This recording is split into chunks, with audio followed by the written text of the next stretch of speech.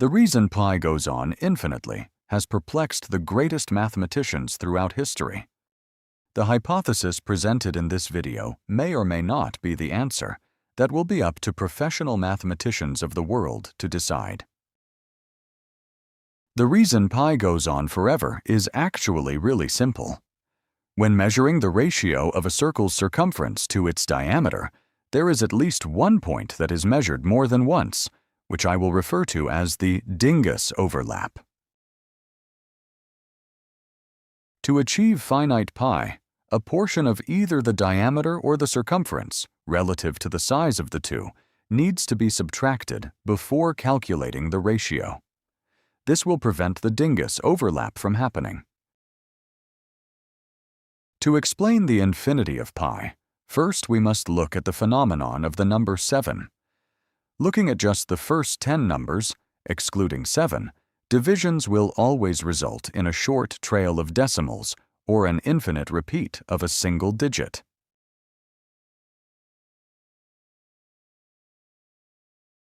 Seven is different. Any division resulting in a decimal will always have an infinite repeating pattern of 6 digits.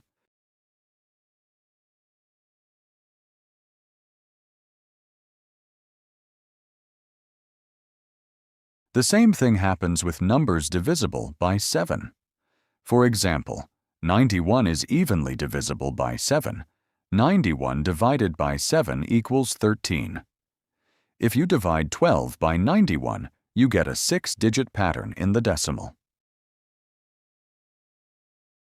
Why is 7 important? Well, the closest approximation to pi using just whole numbers is 22 divided by 7. Now that you understand that, I can explain why pi goes on infinitely. Basically, what's happening in pi is the initial division of the circumference by diameter is about to have its repeating pattern. But before that pattern happens, another instance of division begins due to the dingus overlap.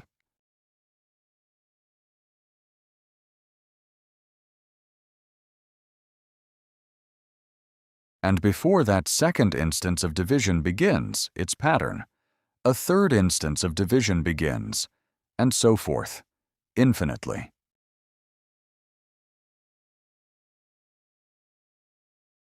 That's all there is to it.